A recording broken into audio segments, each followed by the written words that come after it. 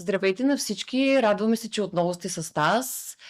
Днес ще продължим да споделяме истински и вдъхновяващи истории с една още по-вдъхновяваща жена и майка, която ще ни разкаже за пътя на нейното семейство и дъщеря и Мишел. Вярваме, че всяка една история може да вдъхне надежда на семейства, които ги очаква същия път или вървят по него в момента. И благодарим, че прие поканата ни и днес ще сподели с нас своята история. Здравей, Мария! Радваме се, че си днес тук с нас. Разкажи ни малко повече за себе си, за твоето семейство, за дъщеря ти Мишел. Здравейте, благодаря за поканата. За мен е изключително удоволствие да съм тук при вас и първоначално искам да ви поздравя за проекта, който сте измислили. Смятам, че ще допринесе за информацията да достигне до много родители и най-вече това, че има смисъл в него. Така че моите поздравления за екипа и за това, което правите. Да започнем от там, че се казвам Мария. Съм майка на 2 прекрасни деца. Имам невероятен човек до себе си. Като едно нормално семейство съм преди всичко майка.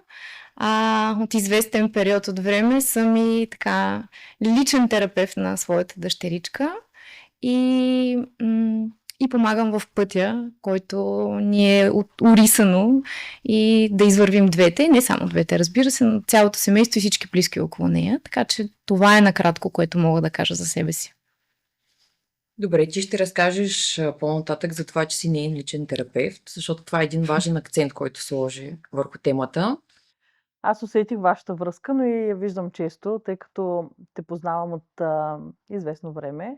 С Боряна май така си каним гости, които са ни на сърце. Не е платен подкаст, Да. но ако искате да ни подкрепите, сте добре дошли. Важното да се харесваме. Да, Да се така е. усещаме. Да, защото за нас също е важно да работим с хора, които ни вдъхновяват, мотивират. Та Мария е един от тях. И Мария, аз искам да обичам да връщам хората назад. Искам да те върна в част от твоя път, свързан с това как чу тази новина, която е притеснителна за всеки родител. Тъй като предния път отворихме темата за това, че все още има нужда специалистите да бъдат подкрепени, част от тях, в това как да съобщават такъв тип новина. Как вашето семейство я разбра? Да, както и да е. Ще подриш. Може да почнеш от това каква е била новината, защото май не я казахме. Добре, да започнем от там да споделим всъщност каква е причината да съм на този стол. Моята дъщеричка се ражда с неврологична загуба на слуха. Диагнозата я чух след като сама видях това, че тя не се обръща на определени звуци. Тя беше много малка, когато започна да проявява тези в кавички симптоматики, защото трябва да им сложим някакъв термин. Съответно, аз бързо забелязах неща, като първоначално не споделих с никой, защото, знаете, доста майки може би ще ме разберат, че понякога виждаш повече отколкото си мислиш или притесненията са по-големи и не искаш да прибързваш с някакви крайни диагнози или страхове. Така наблюдавах я известно време и когато установих по мои си методики, които бях прочела в интернет, реших, че вече трябва да споделя. Помогна ни един прекрасен лекар, който ми каза: вземи един балон и пусни и го спукай зад гърба, и за да видиш дали има реакция. Искаш ли да ми споделиш кой е този лекар? Разбира се, доктор Драгиев, той е детски педиатър от град Варна, невероятен човек. Той е баща и на кръстника на моето друго дете. Така че му благодаря за подкрепата и за това, че така ни беше първият човек, към който се обърнахме. Съответно, в онзи момент, в който видях, че няма реакция, аз вече знаех. Един родител винаги знае. Знае, че нещо предстои, не знае какво е пътят. Отваря се един път нов, който ти знаеш, че трябва да поемеш по него. Много неизвестни има по този път, но знаеш, че трябва да го поемеш, защото просто виждаш, че нещата не са такива, каквито си имал в твоите очаквания, нали, като родител, като майка. И започнахме пътя. Започнахме да търсим специалист, който отговаря само за слуха, уши, нос, гърло, който обаче специализирал в неврологични загуби на слуха. Отидахме в Турция, защото да кажем, че бяхме изпратени, посъветвани, че там са много добри специалисти. Направиха бета тест. Това е тест, който анализира до каква степен е загубата на слуха. Бяха изключително прекрасни специалисти. Разбрахме, че всъщност дъщеричката ни не чува на 80 и на 70% с двете уши. И от тук нататък всъщност предстои едно приключение. Аз така му казвам, защото за мен не е приключение. Предполагам, ще стане и на въпроси за това. И така, това са първите ни стъпки в така наречената диагноза на дъщеря ми. Какви бяха първите ти мисли на теб, на семейството ти? Моите първи мисли бяха една голяма празнота. Даже нямах мисли. Защото в този момент не знаеш какво предстои. Започват да излизат съмнения, страхове, въпроси, питания, какво се случва от тук нататък. Нали? Обливат едни емоции, които са толкова различни, разнопосочени, че ти в този момент чувстваш една бездна пред теб и тази бездна се отваря, поглъща те и не знаеш как да излезеш, не знаеш какво да направиш. За роднините и за моя партньор, знаете, всеки преминава по различен начин, когато се сблъсква с определени трудности, така че неговото лично изживяване като баща на дъщеричката ни не мога да го представя. Мога да представя моето. Започват различни мисли. Най-вече идва една мисъл, която аз в онзи момент я чух в кавички и реших обаче да не тръгвам в тази посока и това беше въпросът защо на мен. Защото този въпрос, ако тръгнеш да задълбаваш в него, се отваря още една огромна бездна и оттам няма излизане. Защото никога няма да си дадеш отговор на този въпрос. Под начина, по който търсим отговор, през рационалното, през менталното. Ако очакваш отговор на този въпрос веднага, най-вероятно никога няма да достигнеш. Има други механизми за отговори, но не сме се събрали, както се казва, за тази тема. Но ако ви е интересно, с удоволствие, нали, мога да споделя. Това беше първия въпрос и просто останах с него. Останах с усещането да постоя с диагнозата, да я усетя, да разбера какво се случва и най-вече да остана в онзи майчински инстинкт, който ме накара да стигна до този стол. Всъщност до тук, до този момент. Така че просто изживях. Останах, помислих, поплаках. Няма родител, най-вероятно, който дори без да се е сблъскал с определени диагнози и трудности, да не си плаче за разрушени очаквания, за трудности и прочие. Така че просто останах в този момент и си дадах време да осъзная какво предстои. Пусна ли този момент? Да пусна въпроса защо на мен или отварянето на бездната? Отварянето на бездната. Вече да. Към този момент, днешна дата, в момента в който записваме предаването, вече да, но то е процес. То не е да се събудиш и изведнъж всичко да се е подредило, защото не се подрежда. Не се подрежда под призмата, която някои битовизми се подреждат. Нали? Имаш трудности при детето, нещо се е случило в училище, отиваш, разрешаваш проблема, заспиваш и край на сутринта вече проблемът е решен, в кавички проблем. Това е много дълъг процес, защото има много неизвестни по пътя и най-вече неизвестни, защото чувайки диагнозата, всъщност ти не решаваш все още нищо. Ти само чуваш нещо, интерпретираш го, знаеш, че пътя, пак ще го кажа, приключението е започнало и оттам нататък обаче имаш още много хиляди неизвестни. И тези неизвестни стоят пред теб и моята мотивация или по-скоро моят начин да се справя с бездната беше от ден за ден. Днес ще направя това, което мога, което знам и ще видя утре какво ще дойде. Нали, какво ще се случи. Какъв ще бъде пътя от тук нататък. Без да знаеш, си намерила един добър механизъм. за справяне, който в учебниците се предлага по неврология. За това да си правиш малки стъпки. Ще говорим и за тази неврологична страст, но всеки родител има някаква мечта за своите деца.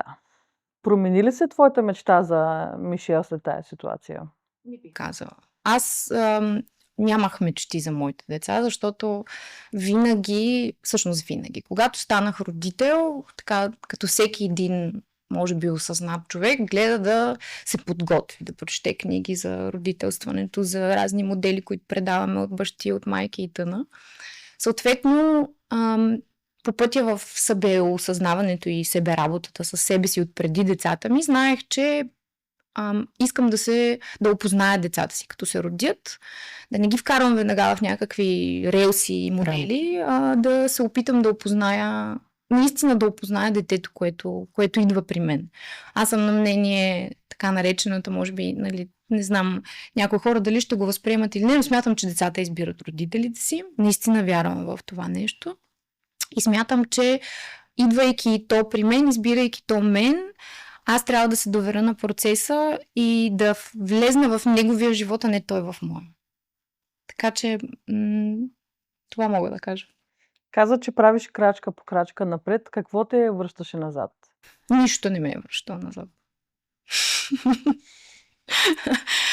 Нямаш опция да се връщаш назад. Няма какво да правиш там. Ако тръгнеш да се фокусираш върху миналото и да анализираш ситуации, които е могло да решиш по друг начин, губиш време. Тоест забравя за думата ако. Да. Нямам ако. Ако е могло да стане, ама то не е станало. Нямам с дете, което трябва да работиш всекидневно и което знаеш, че пътят те първа предстои пред теб. Нямаш време и място в миналото. Или поне това е моята призма на разбиране, нали, на цялата ситуация. Нямам време да мисля дали съм могла да направя по-добро решение, защото ако стоиш там, какво ще правиш в деня? Какво ще се случи с това дете утре? За мен нямаше ако.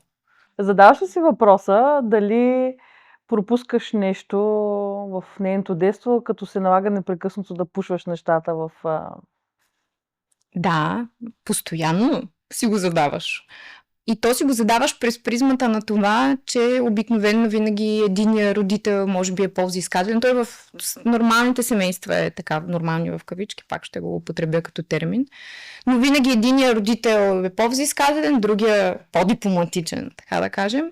И аз бях тази, която трябваше да е взискателната. Вярвам, че Мишел ще разбере след определени години, ще разбере, че всички около нея правят всичко възможно тя да получи детството, което й е отредено, и уроците, терапията, която тя посещава, под никаква форма не й пречат това да усети, че е дете, да се забавлява, да играе. Напротив, не я лишаваме изобщо и една минута от това нещо, защото за мен емоционалното състояние на дъщеря ми е много по-важно от 10 допълнителни думи, които тя ще научи. Така, Мария, аз искам пак да те върна в предишните емоции. Да ми кажеш, неяснотата ли след поставянето на диагнозата на Мишел беше най-трудна за теб? И всъщност кой тогава беше най-добрият ти съветник, ви, на цялото семейство? И кой ви каза след поставянето на диагнозата какви стъпки трябва да предприемете? Кой ви посъветва? Кой беше до вас? В Турция професорът, който ни обясни какво предстои, чисто за имплантирането на този това кохлеарно апаратче, така ще го кажем. Въпреки Мишел е с кохлеарен апарат. Кохлеарен имплант. Имплант, да. И той ни каза, че операцията е най-лесното нещо. Каза, аз нямам проблем да я оперирам. Тук, в Турция, ще направя всичко възможно. Операцията е, да кажем, лесна, чисто технологично и оперативно от гледна точка на призмата на медицината, но пътят за вас тепърва започва. Защото там трябва да се свържете с слухово-речеви рехабилитатор, логопед, терапевт, може би физиотерапевт, ерготерапевт. И всъщност пътя за приучването на думичките, които тя трябва тепърва да чуе, да разбере, да направи асоциацията, е доста по-дълъг, отколкото самата имплантация. Като не казвам, че процесът на имплантиране е лесен, за един родител. Напротив, това е изключително отново труден период в пътя, но по-трудното за мен лично беше целият този процес, който и в момента тече, в момента протича, защото той е доста дълъг, той не спира с първия звук, първата думичка, първата сричка дори. Дори, нали, Николета е тази, която в момента терапевтира моето детенце и знае, че пътят тепърва предстои пред нас. Тоест, операцията и поставяне на кохлеарния имплант е най-първата стъпка, след това пътя продължава да е много дълъг.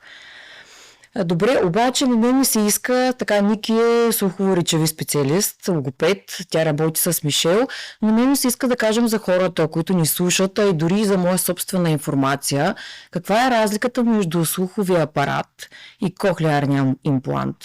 В предния въпрос ти ме попита кой е бил и тогава съветника, за да мога, нали, да обясня. Ако трябва да съм честна, не си спомням как стигнахме до... Николета я познава, до Фани Михайлова. Тя е аудиолог и логопед в София. Тя ни обясни абсолютно всичко. Тя беше човека, който ни даде яснота какво предстои, какво се случва, как се случва, каква е разликата, ще чува ли с тези слухови апаратчета, ако ги сложим, пък не я оперираме. Изобщо даде ни една пълна яснота. Разликата е в процента загуба слух. При някои деца слуховите апаратчета са достатъчни. При други деца не са. Това вече зависи от мозък, възприятие, процент загуба на слуха. Тук вече всеки случай си е изключително индивидуален. Процесът в България се състои по последния начин, след като се разбере загубата на слуха на Хикс съответното дете. Имаш един период, в който детето не е задължително, но да кажем, че специалистите го препоръчват да носи слухово апаратче, особено докато вече, ако детето разбрано е за детето, че не чува от ранните си месеци, да дойде време за операция, за да видим дали има някакъв ефект това слухово апаратче. В нашия случай нямаше абсолютно никакъв ефект. И в крайна сметка единственият вариант, който към онзи момент беше предоставен от медицината, е имплантирането на този кохлеарен имплант, който всъщност замества слуха, естествения слух. Така че наистина тя беше човека, който първоначално ни подкрепи, който ни помогна да разберем малко повече за ситуацията, съответно да ни насочи към специалист, който в последствие оперира дъщеричката ми, когато тя стана на една, защото това се води не застрашаваща операция. Съответно имаш чисто анестезиологични условия, които трябва да се спазят. И когато настъпи момента, когато тя спази условията вече за тази имплантация, всъщност настъпи и момента с операцията. Да, аз това щях да те попитам на каква възраст е била тогава Мишел. На 1 годинка, каза ти. Аз, когато беше оперирана, беше на 1, когато аз разбрах за загубата на слуха, тя беше на 6 месеца. Да, аз за операцията имам предвид, защото тя е била много малка. Все пак това е една интервенция, която е сложна по някакъв начин, чисто медицински. Как се чувствахте, цялото семейство? Ти, какви бяха мислите, които минаваха преди операцията? Преди операцията, какво ли не е страх? Най-вече страх, съмнения. Никой не ти дава гаранция, че операцията ще бъде успешна, не от призмата на неуспешна имплантация, а какво ще се случи след това с детето. Винаги има процент възможност детето да не приеме импланта. Външно тяло, всеки организъм реагира по различен начин. След което никой не ти дава гаранция, ако този имплант се включи, тя какво ще чува? Ще чува ли? Ще възприема ли звука? Ще успее ли да възпроизведе слуха, когато е чут? Дали ще има този имитационен процес, мозъка дали ще възпроизведе изобщо каквото и да било, защото има деца като процент, които дори въпреки имплантацията, те не могат да проговорят по начина, по който на родителя му се иска да проговори. Той говори по друг начин, но не е чисто типичния вербален начин. Така че това бяха първите съмнения и страхове. Операцията е нещо, което ако родител се сблъсква с отделянето на детето от него в момент, в който ще бъде поставена на операционна маса, ще има чужди хора около него, то няма да знае къде се намира, после ще му го върнат все още под пълна упойка. Не знам дали мога да опиша това чувство и до ден днес. Живея си с него. Стои в мен. Всеки, нали, много хора ще кажат, защо не се запишеш на терапевт да преживееш тези емоции. Не мисля, че може да се преживеят, защото това е нещо, което стои като отпечатък. Но пък този отпечатък е изключително ценен за мен лично, защото той е моята мотивация да работя повече върху себе си, за да мога да бъда по-добър родител, по-добра майка на дъщеря си. Във всеки един аспект на осъзнаване, във всеки един аспект на работа.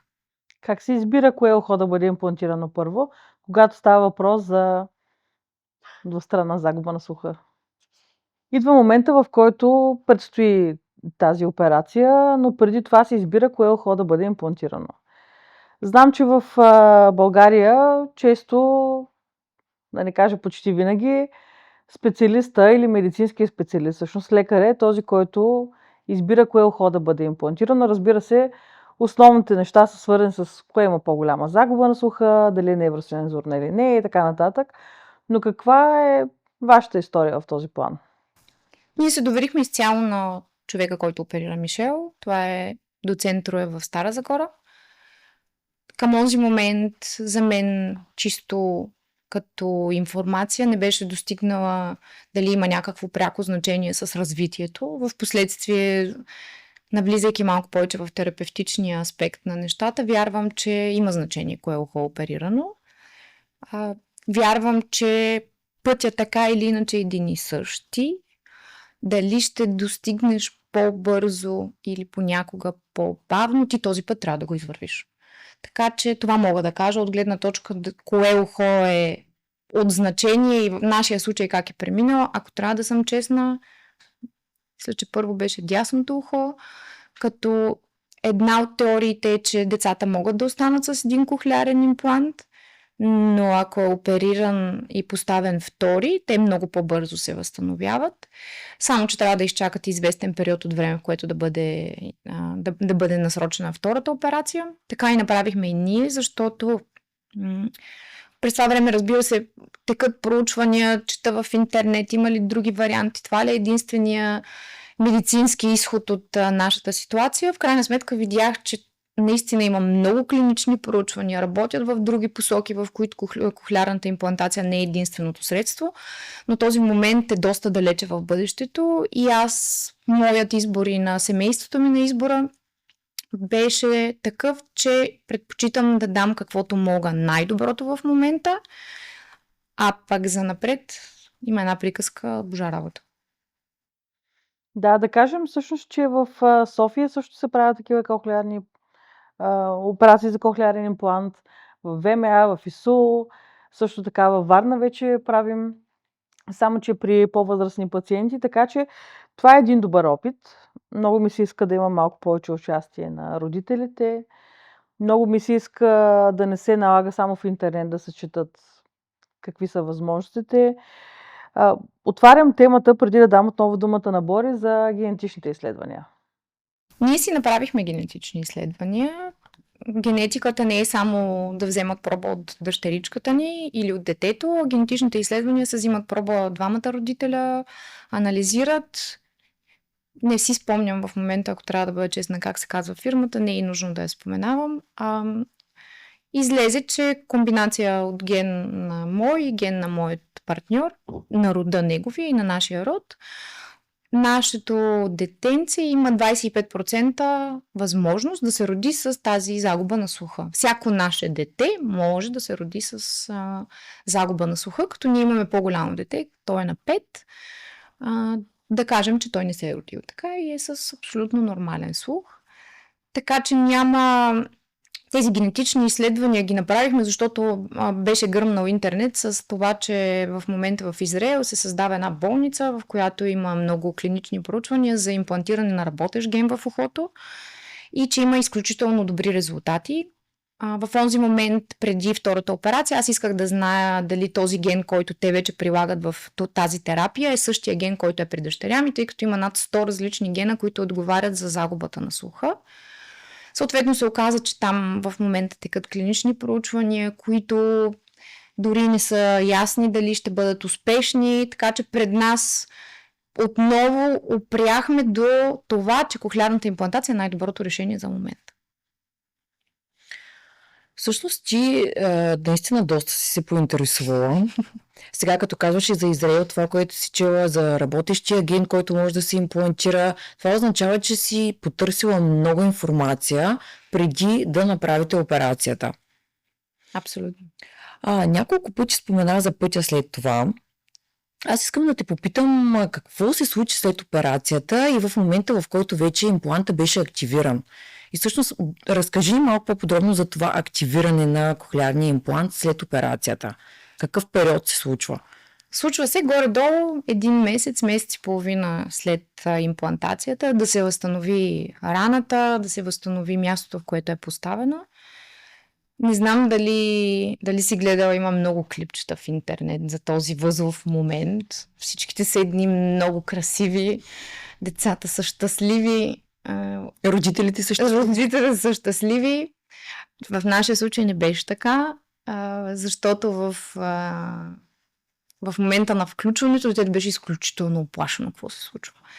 И не защото не й хареса, а защото има един много възлов момент, който не ми беше споделен, който аз го разбрах в последствие от всичките неща, които научих и прочетах. И това, че усещането в ушето на детето изобщо не е приятно. Не е хубаво чуване, а е чуване през призмата на електрически импулс. И това не е най-приятното усещане за детето. Съответно, то се приучва, свиква с това усещане, с процеса и в периода на времето, в което носи вече този имплант. И процесът е дълъг, защото то не започва да чува тебе веднага. Може да има фирми в чужбина, не съм запозната тук, които веднага започват да чуват човешкия глас. В нашия случай с нашата фирма не е така. Процесът е бавен, започва да чува едни бели шумове, едни далечни звуци, след което се увеличава лека по лека, докато достигне до момента, в който чува отчасти човешкия глас. И след което започваш работа, терапия, очакваш да чуеш първите звуци, после срички, после думи и след което идва другия процес, който е да разберем какво чува, какви настройки трябва да се направят, защото всичко се случва с настройки, с аудиолога, който работи с съответното дете. Какво трябва да пипа, в кавички, ние така си говориме на жаргонен език. И този процес продължава и до днес. Един път напред, 2 крачки напред, един път 1 крачка назад и така. Да кажем всъщност за зрителите. Да кажем всъщност за хората, които гледат, че процесът е доста дълъг, доста сериозен и всъщност това, което започваме да работим ние специалисти е детето да различава звук от тишина, да различава след това сходни неща, които чува, да различава това, което чува през деня, пералня, телефон, после още по-близки по звучение. Има един много, много дълъг период, в който детето не изпитва наистина такова силно удоволствие от носенето на импланта, от възприемането, защото мозъка нон-стоп се натоварва с едни сигнали, затова са много тихи в началото, затова нашата реч не може да бъде толкова добре разбрана, както Мария каза, има значение на стройките. Но започвайки да говорим малко в Искам да попитах те за момента, в който се активира импланта. Ти каза много неща, които звучат изключително сложни и трудни като процес, но реално аз правилно ли го интерпретирам? Тя до сега не е чувала нищо. Абсолютно. Да. И изведнъж импланта, чува. който й е сложен, и тя започва да чува шумове, звуци, които до този момент са изключително непознати. Ние свикваме с тях от най-ранната си детска възраст, но за нея, начинът по който тя е възприемала света, те изведнъж се появяват всички на куп. И не могат да ги диференцират. Всъщност това е най-неприятното усещане. Много често сравнява този звук с звука от птици.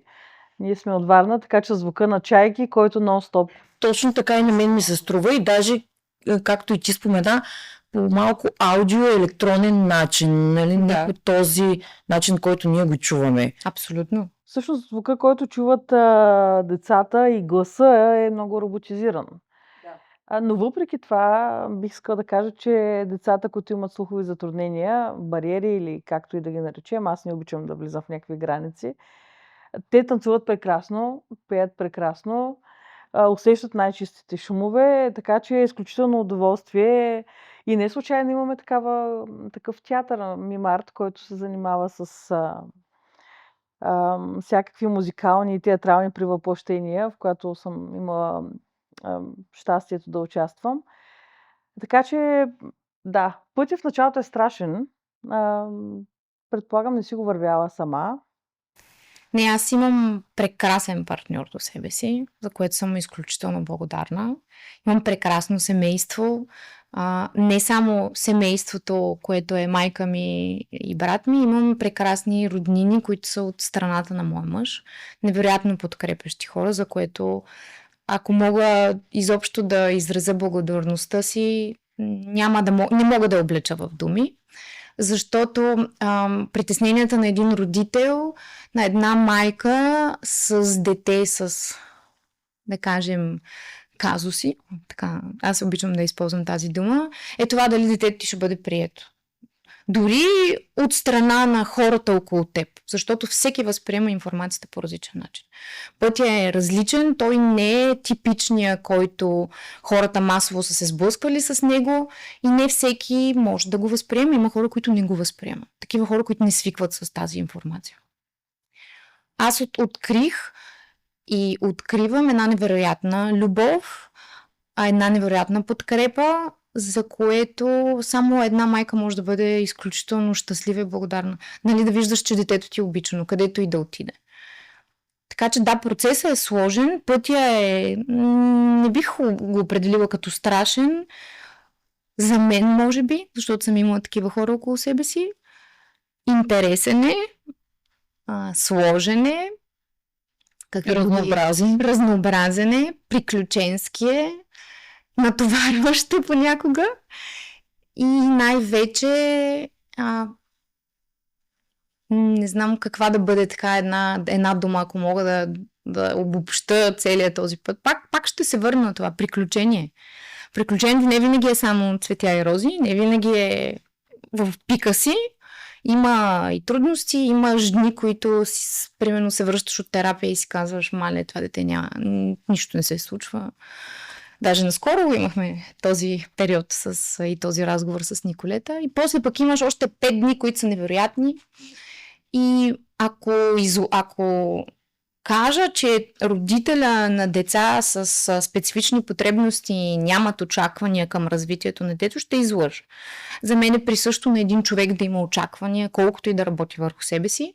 И понякога много ти си иска много бързо да се случат нещата. Много ти се иска утре да се събудиш и хоп, изведнъж, нали, детето да говори, да можеш да го разбереш, да няма фрустрация родител-дете, Аз имам и по-голямо дете, което за сметка на сестра си проговори на една. Брилянтно. И някак си понякога в теб стои това малко очакване. Много ти си иска сега да чуеш как Мишел говори по същия начин. Но пък моментите, в които чуеш първите думички, мамо, тати, баба, да брои, да виждаш, че детето може вече да се изразява, въпреки че при нея никога не е имал проблем с изразяването, защото тя се изразява прекрасно, дори невербално, е най-невероятният момент в живота ти. И моя призив, ако трябва да го обобща към родителите, които приемат за даденост думите на децата си, е точно такъв.